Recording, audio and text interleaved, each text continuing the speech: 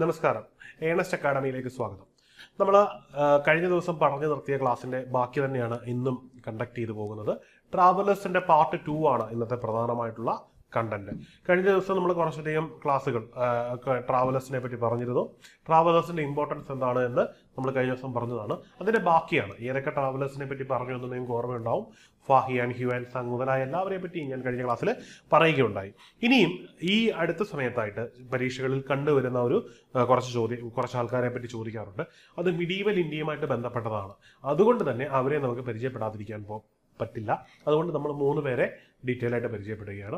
3 travellers ഇന്ത്യയിലേക്ക് വരികയും അവർ ഇന്ത്യയിൽ നൽകിയ അല്ലെങ്കിൽ അവർ ഇന്ത്യയിൽ കണ്ട കാഴ്ചകളെ പറ്റിയുള്ള കോൺട്രിബ്യൂഷൻ ലോകത്തിനും വന്ന കാലഘട്ടം, അതായത് നമ്മുടെ കാലഘട്ടത്തിലുള്ളവർക്ക് നൽകുന്നുണ്ട്. അതുകൊണ്ട് തന്നെ ഇവർ വളരെ ഇമ്പോർട്ടൻ്റ് ആണ്. അതിൽ ആദ്യത്തെ ട്രാവലറാണ് അബ്ദുൾ റസാഖ് സമർഖാന്തി എന്നാണ് അദ്ദേഹത്തെ പൂർണ്ണ അർത്ഥത്തിൽ വിളിക്കുന്നത്. ഈ ചിത്രത്തിൽ കാണുന്ന ആളാണ് ഇദ്ദേഹം. നിങ്ങൾക്ക് കാണാൻ പറ്റുന്നുണ്ടാവും. ഈ കാണുന്ന ആളാണ് ഈ വ്യക്തി. ഇദ്ദേഹം ഒരു ഇറാനിയൻ ട്രാവലർ ആയിരുന്നു, അല്ലെങ്കിൽ പേർഷ്യൻ ട്രാവലർ ആയിരുന്നു. ഓർത്തിരിക്കുക, കഴിഞ്ഞ ക്ലാസ്സിലും ഒരു പേർഷ്യൻ ട്രാവലറിനെ നമ്മൾ പരിചയപ്പെട്ടിരിക്കുന്നു. ഇവിടെ നമ്മൾ പരിചയപ്പെടുന്നത് പേർഷ്യൻ ട്രാവലറായിട്ടുള്ള അബ്ദുൾ റസാഖ് എന്ന് പറയുന്ന ആളിനെ പറ്റിയാണ്. ചോദിച്ചിട്ടുള്ളൊരു ചോദ്യമാണ്. ഇദ്ദേഹത്തിന്റെ പ്രത്യേകത, ഇദ്ദേഹം ഏത് ഡൈനാസ്റ്റിയിലാണ് വന്നത്, അല്ലെങ്കിൽ എവിടെയാണ് വന്നത്? ഇദ്ദേഹം വിസിറ്റ് ചെയ്തത് സൗത്ത് ഇന്ത്യയിലാണ്. വളരെ ഇമ്പോർട്ടൻ്റ് ആയിട്ടുള്ള കാര്യമാണ്. സൗത്ത് ഇന്ത്യയിലാണ് വന്നത്. 1440 കാലഘട്ടത്തിലാണ്. 1440 കാലഘട്ടത്തിൽ വിസിറ്റ് ചെയ്ത ഡൈനാസ്റ്റി എന്ന് പറഞ്ഞത് വിജയനഗര സാമ്രാജ്യമാണ്. വളരെ ഇമ്പോർട്ടൻ്റ് ആണ്. സൗത്ത് ഇന്ത്യയിലെ ഒരു വളരെ പ്രധാനപ്പെട്ട ഒരു സാമ്രാജ്യമാണ് വിജയനഗര സാമ്രാജ്യം. നമ്മൾ ആ ഒരു ഭാഗം പഠിക്കുമ്പോൾ ആ സാമ്രാജ്യത്തെ പറ്റി പഠിക്കും. പക്ഷെ ഓർത്തിരിക്കണം, വിജയനഗര സാമ്രാജ്യം വിസിറ്റ് ചെയ്ത പേർഷ്യൻ ട്രാവലർ ആര് എന്നൊരു ചോദ്യം വന്നാൽ അതിന്റെ ഉത്തരം അബ്ദുൾ റസാഖ് എന്നാണ്. അദ്ദേഹം പേർഷ്യക്കാരനായിരുന്നു.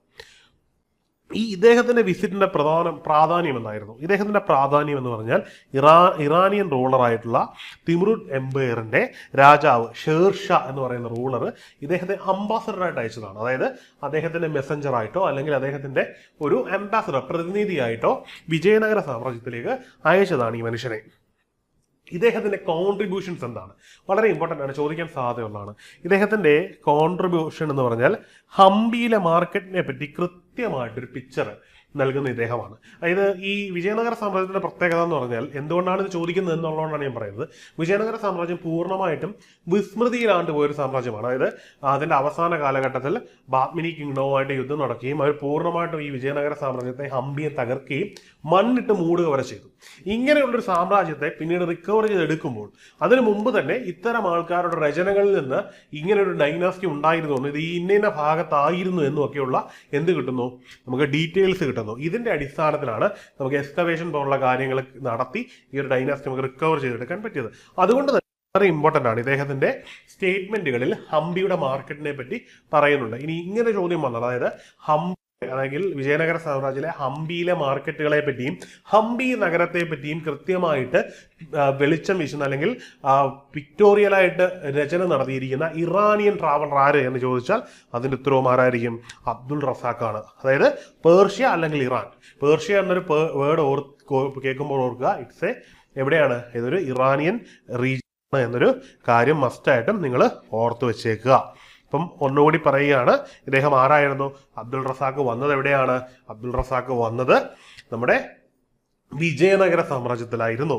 വന്ന വർഷം എന്ന് പറഞ്ഞാൽ 1440 ഇദ്ദേഹം വന്നതിന്റെ ഉദ്ദേശം എന്ന് പറഞ്ഞാൽ ഇറാനിലെ അന്നത്തെ ഭരണകൂടത്തിന്റെ തിമുറിഡ് എംപയറിന്റെ ഷേർഷയുടെ മെസ്സഞ്ചറായിട്ട് അല്ലെങ്കിൽ അംബാസഡർ ആയിട്ടാണ് വന്നത്. ഇദ്ദേഹത്തിന്റെ പ്രധാനപ്പെട്ട മേജർ എന്ന് പറഞ്ഞു കഴിഞ്ഞാൽ വിജയനഗര സാമ്രാജ്യത്തിന്റെ ക്യാപിറ്റലായിട്ടുള്ള ഹംപിയിലെ മാർക്കറ്റുകളെ പറ്റിയും ഹംപി നഗരത്തെ പറ്റിയുമുള്ള കൃത്യമായിട്ടൊരു പിക്ടോറിയൽ ഡെഫിക്ഷൻ, അതായത് റൈറ്റിംഗ്സിലൂടെ എത്രത്തോളം വലിയ നഗരമാണ്, എങ്ങനെയായിരുന്നു എന്നൊക്കെ ഒരു വെളിച്ചം വീശുന്നത് ഇദ്ദേഹത്തിന്റെ രചനകളിൽ നിന്നാണ്. ഇത്രയും കാര്യങ്ങൾ ഇദ്ദേഹത്തെ പറ്റി ഓർത്തിരിക്കുക. ഈ ചിത്രത്തിൽ കാണുന്നതാണ് ആര്? ഈ കൺസേൺഡ് പേഴ്സൺ ഈ കാണുന്നതെന്ന് ഓർത്തു വെച്ചുകൊള്ളുക. നമ്മൾ അടുത്ത ട്രാവലറിലേക്ക് പോവുകയാണ്. നിക്കോളോ കോണ്ടി എന്ന് പറയും. ഇദ്ദേഹം വളരെ ഇമ്പോർട്ടൻ്റ് ആണ്. ഇദ്ദേഹം ഒരു വെനീഷ്യൻ ട്രാവലർ ആയിരുന്നു. ഇദ്ദേഹവും വന്നത് മറ്റെങ്ങുമല്ല, വിജയനഗര സാമ്രാജ്യത്തിലാണ്. ഇദ്ദേഹം നിലവിൽ ഇറ്റലിക്കാരനാണ്. അന്നത്തെ കാലത്ത് വെനീഷ്യക്കാരനായിരുന്നു. വെനീഷ്യ എന്ന് പറയുന്ന രാജ്യത്തു നിന്നാണ് ഇദ്ദേഹം വരുന്നത്. ഇദ്ദേഹം ഓൾമോസ്റ്റ് സൗത്ത് ഇന്ത്യ മുഴുവൻ വിസിറ്റ് ചെയ്യുന്നുണ്ട്. പക്ഷേ അദ്ദേഹത്തിന്റെ പ്രധാനപ്പെട്ട 2 പ്രദേശങ്ങൾ വിസിറ്റ് ചെയ്യുന്നുണ്ട്. ഒന്ന് ഹംപിയും മറ്റൊന്ന് ഇന്നത്തെ ചെന്നൈയുമാണ്. ഓർത്തിരിക്കണം, സൗത്ത് ഇന്ത്യയിലെ പ്രദേശങ്ങളാണ് ഇദ്ദേഹം പ്രധാനമായിട്ടും വിസിറ്റ് ചെയ്തതായിട്ട് നോട്ട് ചെയ്തിരിക്കുന്നത്. പക്ഷേ അതിൽ തന്നെ 2 സ്ഥലങ്ങൾ നമ്മൾ ഓർത്തിരിക്കണം. ഒന്ന് ഹംപിയാണ്, രണ്ടാമത് ചെന്നൈയാണ്. ചെന്നൈയുടെ അന്നത്തെ പേര് നമ്മൾ അങ്ങോട്ട് പോകുന്ന ഇതിൽ ഞാൻ പറയുന്നുണ്ട്, ശ്രദ്ധിച്ചിരിക്കുക. അപ്പം ശരിയായിട്ട് നമ്മൾ ഓർത്തിരുന്നാൽ നിക്കോളാസ് കോണ്ടിക്ക് മറ്റൊരു കോൺട്രിബ്യൂഷൻ കൂടിയുണ്ട്. നമ്മുടെ ഈ ഹംപി എന്ന് പറയുന്ന നഗരത്തെ അന്നത്തെ പാരീസുമായിട്ട് കമ്പയർ ചെയ്യുന്നുണ്ട് ഇദ്ദേഹം. അതായത് അന്നത്തെ പാരീസിനേക്കാളും വലിയ നഗരമായിരുന്നു വിജയനഗര സാമ്രാജ്യം, അല്ലെങ്കിൽ ഹംപി എന്നാണ് അദ്ദേഹം തന്റെ കൃതികളിലൂടെ പറയുന്നത്. അത്രത്തോളം പ്രിഡോമിനന്റ് ആയിട്ട് ചരിത്രത്തിൽ കൺസിഡർ ചെയ്യപ്പെടുന്ന ഒരു മനുഷ്യനാണ്. അപ്പൊ നിക്കോളാസ് കോണ്ടി അദ്ദേഹം ആരായിരുന്നു? അദ്ദേഹം ഒരു വെനീഷ്യൻ എക്സ്പ്ലോറർ ആയിരുന്നു. Venetian explorer. എന്താണ് വെനീഷ്യൻ എക്സ്പ്ലോറർ എന്ന് പറഞ്ഞു കഴിഞ്ഞാൽ? എക്സ്പ്ലോറർ എന്ന് പറഞ്ഞു കഴിഞ്ഞാൽ ഈ സ്പിരിറ്റ് ഓഫ് അഡ്വഞ്ചറിന്റെ ഒക്കെ ഫലമായിട്ട് ഇന്നൊക്കെ നമ്മൾ ബൈക്കൊക്കെ എടുത്ത് പല പല സ്ഥലങ്ങൾ കാണാൻ പോകുന്ന പോലെ ഒരു സ്പിരിറ്റ് ഓഫ് അഡ്വഞ്ചർ വെച്ച് ലോകം ചുറ്റി കാണുന്ന, അതായത് ഈ കരമാർഗം ലോകം ചുറ്റി കാണുന്നവരുണ്ട്, കടൽ മാർഗം ലോകം ചുറ്റി കാണുന്നവരുണ്ട്. അങ്ങനെ ലോകം ചുറ്റി കാണാനായിട്ട് ഇറങ്ങിയ ഒരു വലിയ ട്രാവലർ ആയിരുന്നു. ഒപ്പം തന്നെ ഇദ്ദേഹം ഒരു റൈറ്റർ കൂടിയായിരുന്നു. അങ്ങനെ ഇദ്ദേഹം എന്ത് ചെയ്തു? ഇന്ത്യയുടെ വെസ്റ്റേൺ കോസ്റ്റ് മുഴുവൻ നന്നായിട്ട് യാത്ര ചെയ്തു. അതിനെപ്പറ്റി ഒരു ധാരണയുണ്ടാക്കി. വെസ്റ്റേൺ കോസ്റ്റിലൂടെ അദ്ദേഹം എന്ത് ചെയ്തു? മുഴുവൻ സ്ഥലങ്ങളിലും യാത്ര ചെയ്തു എന്നുള്ളതാണ് അദ്ദേഹത്തിന്റെ പ്രത്യേകത. അങ്ങനെ അദ്ദേഹം വിജയനഗര എംപയറിൽ എത്തപ്പെടുന്നു. അവിടുത്തെ ഓരോ രാജ്യങ്ങളെ പറ്റിയും ഇവിടെയുള്ള രാജ്യങ്ങളെ പറ്റി അദ്ദേഹം നോട്ട് ചെയ്യുമ്പോൾ അതിൽ വിജയനഗര സാമ്രാജ്യത്തിന്റെ ഇമ്പോർട്ടൻസ് അദ്ദേഹം എടുത്തു പറയുന്നു. കാരണം ഡെക്കാൻ റീജിയനിൽ അന്നുണ്ടായിരുന്ന ഏറ്റവും ശക്തമായിട്ടുള്ള ഹിന്ദു രാജവംശമായിരുന്നു ഈ പറയുന്ന ഹംപി എന്ന് പറയുന്നത്. ബാക്കി എല്ലാ രാജവംശങ്ങളും ഒന്ന് ഡോമിനേറ്റ് ചെയ്തിരുന്നത് ഇസ്ലാമിക ഭരണകൂടമാണ്. അപ്പം അതുകൊണ്ട് തന്നെ ഈ ഒരു ഡൈനാസ്റ്റിയെ പറ്റി അദ്ദേഹം എടുത്തു പറയുന്നുണ്ട്. ഇനി ഇദ്ദേഹവുമായിട്ട് ബന്ധപ്പെട്ട് നമ്മൾ ഓർത്തിരിക്കേണ്ട ഏറ്റവും പ്രധാനപ്പെട്ട ഒരു കാര്യമാണ് ഇദ്ദേഹത്തിന്റെ ബുക്കാണ്. അതിന്റെ പേരാണ് ഹിസ്റ്റോറിയ ഡി വെർച്വൽ ഫ്യൂച്ചർ എന്ന് പറയും. ഹിസ്റ്റോറിയ ഡി വെർച്വൽ ഫ്യൂച്ചർ എന്ന് പറയുന്ന ബുക്കാണ് ഇത്. ഇറ്റാലിയൻ ഭാഷയിൽ, വെനീഷ്യൻ ഭാഷയിലെ ഒരു ബുക്കാണ്. ഈ ഒരു വേർഡ് ശ്രദ്ധിച്ചു വെച്ചുകൊള്ളുക. ഇത് ചോദിച്ചു കണ്ടിട്ടുള്ളതാണ്. ഇത് നിക്കോളാ കോണ്ടിയുടെ ബുക്കാണ്, ഓർത്തിരിക്കണം. ഹിസ്റ്റോറിയ ഡെ വെർച്വൽ ഫ്യൂച്ചർ അല്ലെങ്കിൽ ഫ്യൂച്ചേന എന്നൊക്കെ ഒരു പ്രൊനൗൺസിയേഷൻ ആണ്. അതെങ്ങനെ വേണമെങ്കിലും നിങ്ങൾക്ക് പ്രൊനൗൺസ് ചെയ്യാം. ഇതാണ് അദ്ദേഹത്തിന്റെ ബുക്ക്. ഈ ഇത്രയും കാര്യങ്ങളാണ് ഇദ്ദേഹത്തിന്റെ പ്രധാനപ്പെട്ട കോൺട്രിബ്യൂഷൻ. ഇനിയും ഓർത്തിരിക്കേണ്ടതാണ് അദ്ദേഹം വിസിറ്റ് ചെയ്ത മറ്റൊരു പ്രദേശം. അതാണ് മാരിയപ്പൂർ അല്ലെങ്കിൽ മരിയാപ്പൂർ എന്ന് പറയും. ഈ മരിയാപ്പൂറും മറ്റൊന്നുമല്ല, ഇന്നത്തെ ചെന്നൈയാണ്. ചെന്നൈ അല്ലെങ്കിൽ മദ്രാസ് എന്ന് പറയുന്ന പ്രദേശമാണ്. മദ്രാസിനടുത്ത് മാരിയപ്പൂർ എന്ന് പറയുന്ന സ്ഥലം വിസിറ്റ് ചെയ്യുന്നതായിട്ട് ഇദ്ദേഹം പറയുന്നുണ്ട്. അത് ഇന്നത്തെ ചെന്നൈയാണ്. അപ്പം നമ്മളിതിൽ ഓർത്തിരിക്കേണ്ടത് ഇവിടെ നിക്കോളാ കോണ്ടി ആരായിരുന്നു, ഏത് രാജ്യത്തു നിന്നുള്ളതായിരുന്നു?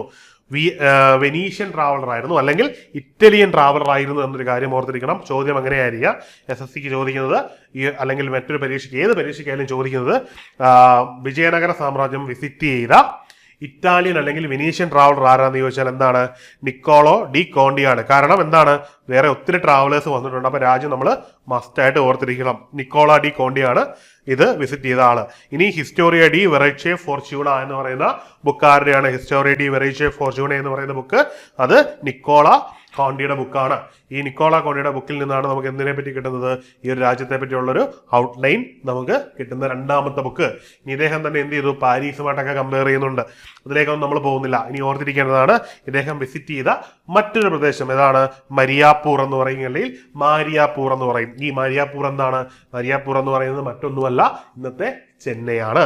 വളരെ ഇമ്പോർട്ടൻ്റ് ആണ്. ഇത്രയും കാര്യങ്ങൾ നിങ്ങൾ ഓർത്ത് വെച്ചേക്കുക.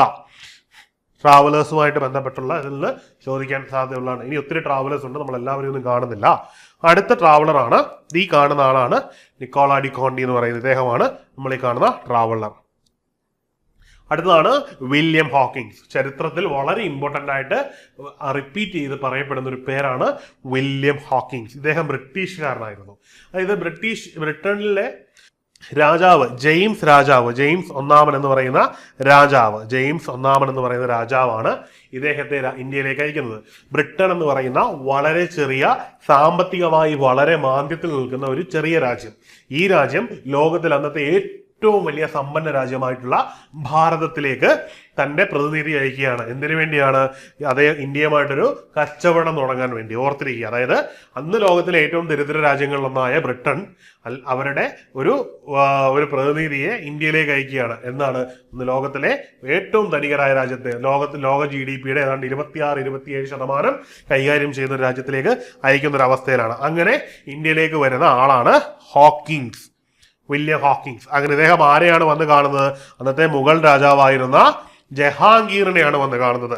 അങ്ങനെ വില്യം ഹോക്കിങ്സ് എന്ന് പറയുന്ന ബ്രിട്ടന്റെ പ്രതിനിധി മുഗൾ കൊട്ടാരത്തിൽ വരികയും ജഹാംഗീറിനെ കാണുകയും ചെയ്യുന്നു. ഇദ്ദേഹം വരുന്ന കപ്പൽ എന്ന് പറയുന്നത് ഹെക്ടർ എന്ന് പറയുന്ന കപ്പലിലാണ്. ഇവർ വന്ന് ഇറങ്ങുന്നതെന്ന് പറഞ്ഞാൽ ഗുജറാത്തിലാണ്. ഗുജറാത്തിന്റെ സൂറത്ത് തീരത്താണ്. അവിടെ നിന്നാണ് അവരെങ്ങോട്ടേക്ക് പോകുന്നത്? ഈ ഒരു കാണാൻ വേണ്ടി പോകുന്നത്. അങ്ങനെ രാജാവിനെ പോയി കാണുന്നുവെങ്കിലും ഇവർക്ക് എന്ത് കിട്ടുന്നില്ല? ഇവർക്ക് ഉദ്ദേശിച്ച പോലെ യാതൊരുവിധ ബെനിഫിറ്റും അന്ന് അവിടെ ഉണ്ടാക്കാൻ പറ്റുന്നില്ല എന്നുള്ളത് ചരിത്രത്തിന്റെ ഭാഗമാണ്. പക്ഷെ ട്രാവലേഴ്സ് എന്നൊരു കോൺസെപ്റ്റിൽ നമ്മൾ ഓർത്തിരിക്കണം. വില്യം ഹോക്കിങ്സ് ആരായിരുന്നു? വില്യം ഹോക്കിങ്സ് ബ്രിട്ടീഷ് രാജാവ്, അതായത് അന്നത്തെ ജെയിംസ് ഒന്നാമൻ എന്ന് പറയുന്ന രാജാവ് ഇന്ത്യയിലേക്ക് അയച്ച പ്രതിനിധിയായിരുന്നു വില്യം ഹോക്കിങ്സ്. ഇദ്ദേഹം ഏത് രാജാവിനെയാണ് വന്ന് കണ്ടത്? ഇദ്ദേഹം വന്ന് കണ്ടത് ജഹാംഗീറിനെയാണ്. മുഗൾ രാജാവായ ജഹാംഗീറിനെയാണ് വന്ന് കാണുന്നത്. ഈ വന്ന് കാണുന്നതിൽ പ്രയോജനം ഉണ്ടായോ എന്ന് ചോദിച്ചാൽ പറയത്തക്ക പ്രയോജനങ്ങളൊന്നും അദ്ദേഹത്തിന് ഉണ്ടാവുന്നില്ല. ഇനി ഇദ്ദേഹം ഇന്ത്യയിലേക്ക് വന്ന ഷിപ്പ് ഏതാണ്? ഈ വന്ന ഷിപ്പ് ഹെക്ടർ എന്നാണ് അറിയപ്പെടുന്നത്. ഇനി ഇദ്ദേഹം എന്നാണ് ഇന്ത്യയിൽ എത്തിയത്? വർഷം 1607 1607 അദ്ദേഹം ഇന്ത്യയിൽ എത്തുന്നത്. 1608 മുതൽ 1611 വരെ ഇവിടെ എന്ത് ചെയ്യുന്നു? ഈ ഭാഗത്ത് നിൽക്കുകയും ഇന്ത്യൻ ഓരോരോ കാര്യങ്ങൾ ചെയ്യുകയും ശ്രമിക്കുന്നു. പക്ഷേ ഇദ്ദേഹം ശ്രമിക്കുന്നത് റോയൽ ഫാർമാൻ എന്ന് പറയുന്ന റൈറ്റിന് വേണ്ടിയാണ്.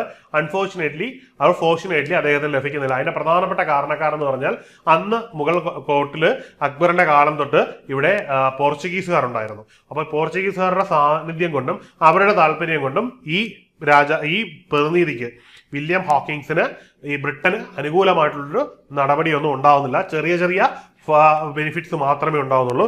അങ്ങനെ സക്സസ്ഫുൾ അല്ലാതെ ഇദ്ദേഹം തിരിച്ചു പോവുകയാണ്. പക്ഷേ ഇന്ത്യയെ പറ്റിയും ഇന്ത്യയുടെ ഒരു ഔട്ട്ലൈനെ പറ്റിയൊക്കെ ബ്രിട്ടീഷുകാർക്ക് ആദ്യമായിട്ടൊരു പിക്ചർ കിട്ടുവാൻ ഇദ്ദേഹത്തിന്റെ അറൈവൽ സാധ്യമാകുന്നു എന്നുള്ളത് ചരിത്രത്തിന്റെ വളരെ പ്രധാനപ്പെട്ട ഒരു ഘടകമാണ്. അതുകൊണ്ട് തന്നെ നമ്മൾ ഈ പറഞ്ഞ 3 ട്രാവലേഴ്സിനെ എന്ത് ചെയ്യുക? ഓർത്തു വെക്കുക. ഇനി കുറച്ചുകൂടി ട്രാവലർമാരുണ്ട്. അത് പ്രധാനമായിട്ടും പോർച്ചുഗീസുകാരാണ്. അവരെ ഞാൻ ഈ ഒരു ക്ലാസ്സിൽ ഉൾപ്പെടുത്തുന്നില്ല. അറൈവൽ ഓഫ് യൂറോപ്യൻ എന്ന് പറയുന്ന ഒരു ക്ലാസ് ഉണ്ടാവും. അതിൽ യൂറോപ്യന്മാരുടെ വരവും അതിൽ വന്നിരിക്കുന്ന ഇമ്പോർട്ടന്റ് ആയിട്ടുള്ള പേഴ്സൺസും ആയിരിക്കും അതിലുണ്ടാവുക. അതിൽ ഞാൻ പോർച്ചുഗീസ് ട്രാവലേഴ്സും വാസ്കോഡഗാമ ഉൾപ്പെടെ ഓരോരുത്തരെയായിട്ട് നമ്മൾ പരിചയപ്പെടുകയും അവരിൽ നിന്ന് എന്തൊക്കെ ചോദ്യങ്ങൾ വരും എന്നുള്ളത് നമ്മൾ വിസിറ്റ് ചെയ്യുകയും ചെയ്യുന്നുണ്ട്. ഈ കണ്ടന്റ് വളരെ പരിമിതമാണ്. നമുക്ക് വേണ്ടത് മാത്രം മതി. കാരണം SSCയുടെ പോയിന്റ് ഓഫ് വ്യൂവിൽ അമിതമായിട്ട് നമ്മൾ സമയം കളയുന്നതിൽ അർത്ഥമില്ല. വേണ്ടത് മാത്രം നോക്കുക. കൂടുതൽ ഡെപ്ത് നോളജിന് വേണ്ടി ശ്രമിക്കേണ്ട. ചോദിച്ച് കണ്ടിട്ടുള്ള കാര്യങ്ങൾ മാത്രമാണ് നമ്മൾ ഇട്ടിട്ടുള്ളത്. ട്രാവലേഴ്സിൽ മിക്കവാറും ചോദിച്ചിട്ടുള്ള എല്ലാ കണ്ടന്റുകളും ഞാനിതിൽ ഉൾപ്പെടുത്തിയിട്ടുണ്ട്.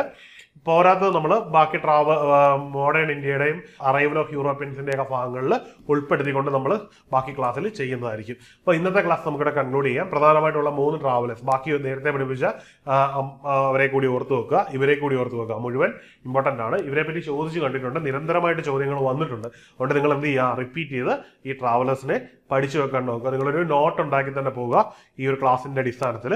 അത് നിങ്ങൾക്ക് വളരെയധികം ഹെൽപ്ഫുൾ ആവും. അപ്പോൾ ഇന്നത്തെ ക്ലാസ് നമുക്ക് വൈൻഡപ്പ് ചെയ്യാം. Goodbye.